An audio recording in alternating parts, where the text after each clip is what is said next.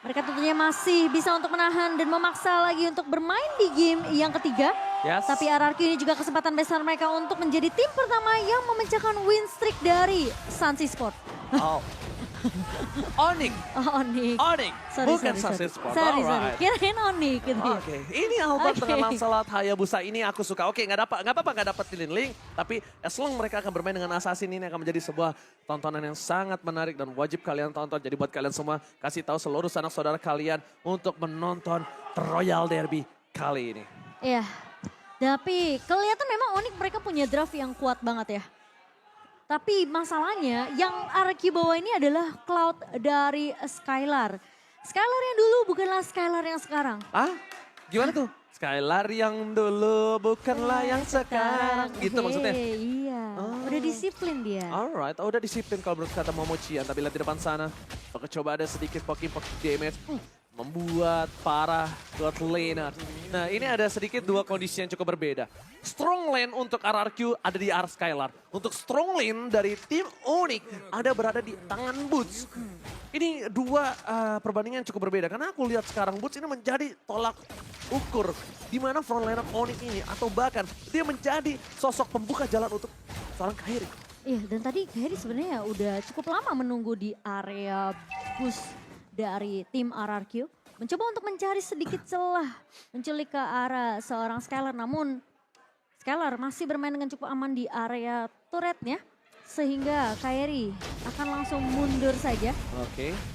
Akan mundur saja. Tapi di arah bottom lihat strong lane dari Onyx diacak-acak oleh pasukan dari RRQ. Tapi selalu masih bisa bertahan. Dan bahkan pasukan dari Onyx mereka udah standby on position untuk mencoba memperebutkan turtle yang pertama. Lemon akan coba di take down. First spot gagal didapatkan oleh pasukan dari Onyx. Sedangkan di garis depan pasukan Onyx mencoba untuk membubarkan RRQ yang standby on position. Albert is coming menuju ke arah seorang K-Boy. Kalian saya bakal coba ditahan. Masih bisa ditahan bila 6 man blast-nya di-cancel. Digagalkan. Bahkan first blood-nya di tangan dari seorang Suns. Di sisi sebaliknya Albert berhasil digoceng. Torosnya gagal mendapatkan seorang Suns. Tapi Gradient from Bogle still survive. Di sisi sebaliknya Albert dimainkan oleh seorang Suns. Dan terperangkap. Albert benar-benar dipermainkan. Albert terperangkap. Albert ingat nafsu membunuhmu. Dan bahkan ini menjadi kerugian untuk RRQ karena mereka nggak bisa melakukan kontes ke area Turtles Lane by Samsung Galaxy A34 yang sudah diamankan oleh Onyx. Dan tadi entah gimana informasinya seakan-akan dari Albert dia nggak bisa dapat informasi kalau Boots-nya ini lagi mengarah ke arah mid. Alright, bahkan lagi-lagi 2 berbanding dengan 4 kali ini pasukan dari Onyx mendapatkan suara dari Mirko dan juga Eterna. Sedangkan RRQ mendapatkan suara dari para sisa caster lainnya yang bertugas hari ini. Melihat ada potensi di Onyx yang memenangkan 1.300 gold. Bahkan ini agak cukup berbahaya. Untuk RRQ, kita tahu Onyx power dari snowball early-nya. Kalau dia sudah memegang biasanya dia jarang banget untuk melepaskannya. Iya, dan bahkan itu bisa snowball sampai akhir dari Onyx sendiri. Tinggal gimana dari RRQ mencoba untuk balikin keadaan. Wow, di arah bawah. Strong lane kembali terjadi mendapatkan 1 point kill di depan sana. Terorasi keluar menuju ke arah seorang Finn. Tidak bisa bertahan kembali. 1 point kill didapatkan bahkan Kairi tidak menggunakan shadow kill-nya untuk menghempaskan Finn.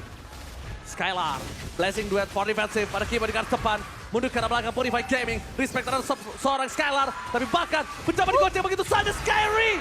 Masih bisa mendapatkan satu curikan terakhirnya. Dead from Bogor. Nggak berhasil menukarkan semua yang dimiliki oleh pasukan dari Onyx. Sempet digocek sama Skylar tapi digocek balik sama Kairi. Ya, benar banget tapi Albert di depan sana. Harusnya dia sadar dia tidak punya power untuk bisa menumbangkan Kairi. Dan pertanyaan aku mau Mocan, kita tahu Lancelot Tank memang sangat kuat. Tapi aku tetap melihat kalau misalnya mungkin Link ini akan cukup untuk bisa membuat strong lane RRQ punya power lebih. Kayak ganking terhadap cewek. Gimana caranya deliver karena cewek dibekukan. Dan bahkan sekarang Skylar yang tidak memiliki power itu. Iya, tapi ini juga mungkin agak sedikit sulit ya. Karena kalau ngebawa Link pun dari RRQ, mereka bisa aja dirusuh dari area purple buff-nya. Cuma keputusan dari Bang Duk tentunya harus kita lihat untuk di game yang kedua. Ini lihat, kita lihat. Oh, di mana Sun sudah stay by on position. Bakal coba dipaksa, Lemon menjadi pilihan utama. All-in yang coba dilakukan, tapi Boots, Flicker telah dikeluarkan, gagal mendapatkan siapapun. Mencoba di following up, Boots tertangkap. Naman dan Blastman Blacker berhasil mendapatkan 2. Shutdown bakal didapatkan pasukan Onyx. Mereka harus mundur, mereka nggak boleh bisa memaksakan tim fight, tapi cewek Oh, what? berkata lain. Cewek membuktikan kalau dia mampu membalikkan kembali keadaan dan hilangnya 3 player dari tim RRQ membuat cewek mendapatkan poin kill yang mahal, mendapatkan turret di tengah.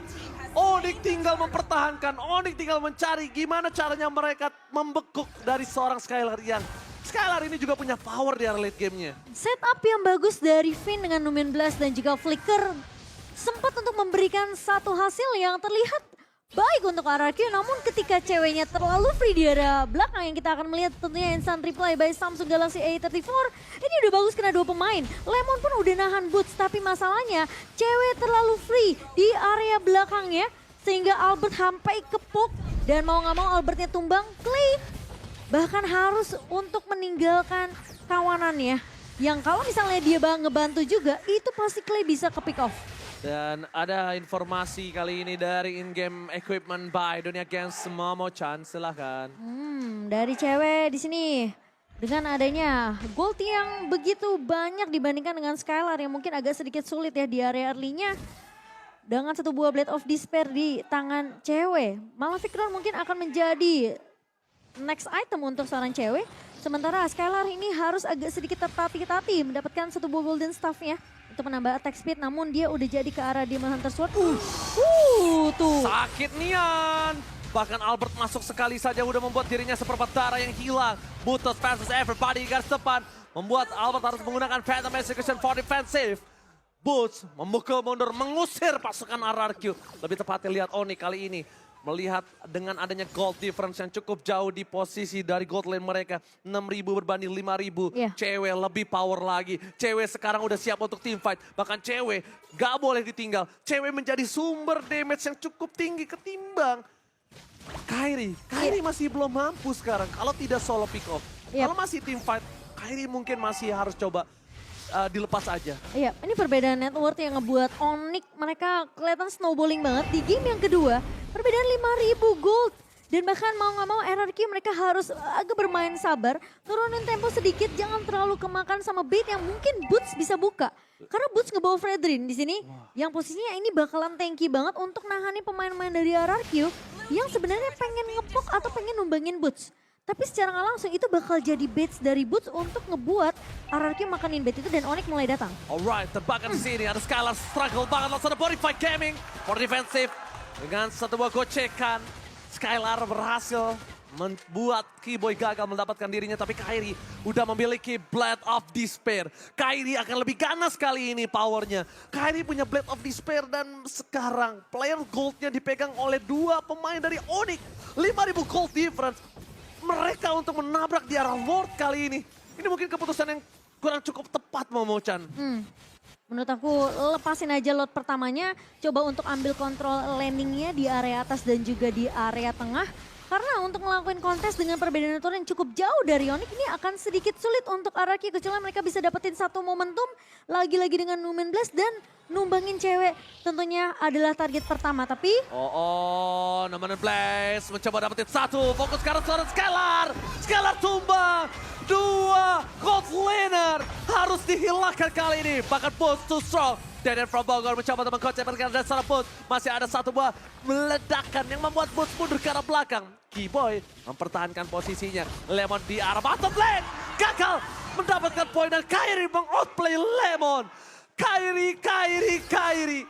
Sosok yang sulit banget didapatkan. Sosok yang sangat-sangat lengkap untuk pasukan Oni kali ini benar-benar bersinar di game kedua. Ketika tidak ada Kufra sebagai counternya. ini sulit buat pemain RRQ ya. Karena kita ngelihat perbedaan level yang cukup jauh. Lemon berbeda 3 level dibandingkan dengan seorang Kairi. 4 bahkan.